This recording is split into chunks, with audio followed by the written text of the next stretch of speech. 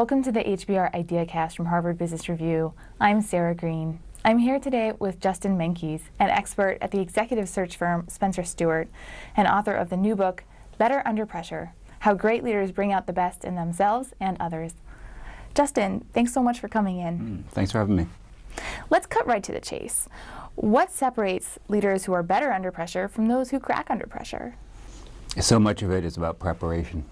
So if you were fortunate enough to be one of the tiny number of executives who had an upbringing that allowed them to thrive with adrenaline in their systems, then you're naturally good at it. But 90% of executives have to be trained.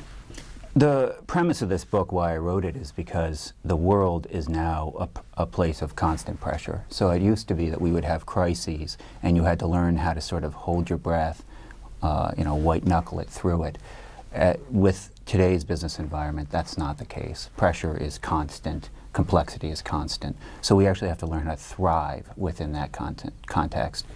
But it does seem like most of the media attention around pressure or stress or complexity is that it's bad for you, bad for your health, bad for your business. So how can you really thrive in those conditions if it is bad for you? I think pressure that you're unprepared for is bad for you. So there's a lot of research that shows actually a moderate amount of pressure is critically important for human satisfaction and gratification. Otherwise, we actually get very restless as beings. We like challenge. We have to have challenge. It's just if you overload and flood us, panic is what many people are talking about when they say unhealthy pressure. So the key is, and what this book is about, is helping people prepare for handling pressure without panic. Let's talk a little bit then about preparation, since it seems like that's really the key. How do you help executives prepare for pressure? There's three attributes they have to master: realistic optimism, subservience to purpose, and finding order in chaos. They have to get good at those three things. And I detail how masters of the CEO position have learned how to do that, and then how they teach their people how to get good at those three things. That middle one, subservience to purpose, I'm not sure I quite intuitively grasp what that is. Can you give us an example of what that looks like in action? Absolutely. So the point of this is, how do you maximize the discretionary effort of your people? That's the difference of great leaders versus not great leaders. Is great leaders maximize the discretionary effort of their people. How do you do so in the 21st century? And subservience to purpose is critical to being able to maximize that discretionary effort. It means defining your work, their role, in a way that allows people to understand its larger purpose, that it's more than just making money, that they're actually there waking up every day to make a meaningful, positive difference in the world. If you can teach that to your people and infuse it, like Herb Kelleher did at Southwest Airlines, the baggage handlers don't just see those suitcases as somebody's suitcase or just another bag. They see it as somebody's insulin or a grandmother's present for her grandson's first birthday. It's not just about getting that bag or another bag on. It's about helping the human beings get from one place to another in an affordable way. They see their work in a larger context. So it sounds like that's an example of how a leader might inculcate a subservience to purpose in his team or her team. What about inculcating that in themselves? Because when you're the CEO, you don't really have anyone doing that for you. You kind of have to do it for yourself. So it's so true. The psychology of that, all of this is about helping people deal with today's work environment, which is you are going to fall down, you're going to have more problems than before. There are no periods of calm seas anymore, that you will get ongoing challenges. So having some sense about what you're doing, having a purpose to it, is how you can get up every day and face what's going on with a vigor that it matters. So defining what you're doing. One of the people who was taught this, we were talking about Herb Kelleher, when he grew up, he had such a sense, he redefined everything as a mission. He started out as an attorney, and the partners in his law firm were so scared to give him cases because he saw his clients' sides of things as missions.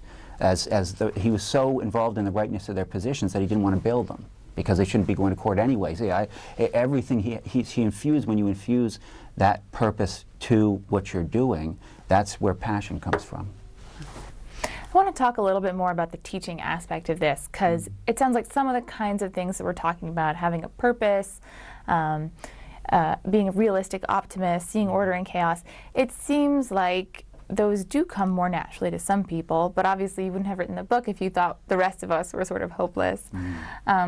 So what would you say is the biggest stumbling block, that most people run into when they're trying to teach themselves or teach other people? Because it can't be easy. Yeah, it starts with a fundamental acknowledgement. So when you open the book and within the first 5 pages you will hear the fundamental premise of my work, which is that nobody's a fixed entity, that there is no lazy person or hardworking person, that any of us are capable of manifesting laziness or hard, effortful work given a particular context. The book has some self-tests that you can sort of look at your realistic optimism, see where you stand and how well you do with that and how you might want to change. And then it has sort of little exercises you can do that will improve it. And one of which is, when you're, think about what you hate about your job the most, because, and how often do you do that? Because if you want to distinguish your performance, what you hate about your job, often with aspiring leaders, it's giving frank feedback to their people. That's what I hear more than anything. If you really want to differentiate yourself as a leader, do something and focus on it that other people tend to avoid, because it's actually a very important activity, these things that they might find uncomfortable. You have so many case studies in the book and people you talked to as part of this project. What was your sort of favorite story coming out of doing all this research? I was so struck by how positive they are. They're so positive. I was raised and trained by professors who gave a heck of a lot of, that were tough. I thought that was the model, tough. But, it'd be, point out what's wrong. I don't want to praise you, like, here's how you screwed up. It doesn't matter if you did something really special. Here's what you need to do better. And it's not true. These people are incredibly positive. They tend, that's really surprised me. I love you, big guy. Don't make me fire you, because you're going to make me fire you. I mean, I love you. I know your family. I care about you.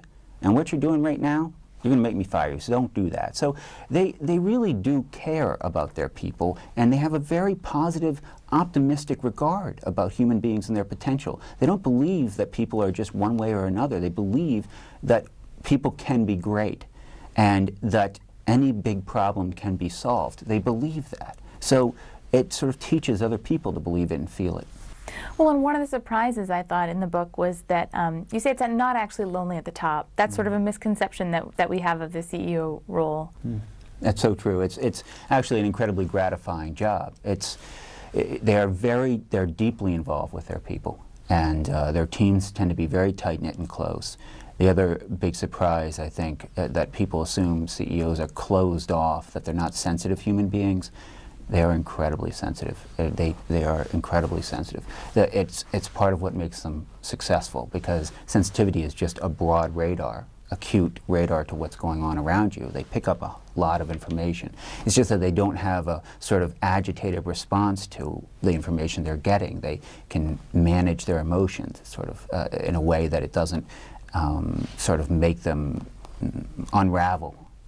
Well, Justin, that's very good advice. Thanks so much for coming in. Thanks for having me. That's Justin Menkes, and the book is Better Under Pressure. For more, go to hbr.org.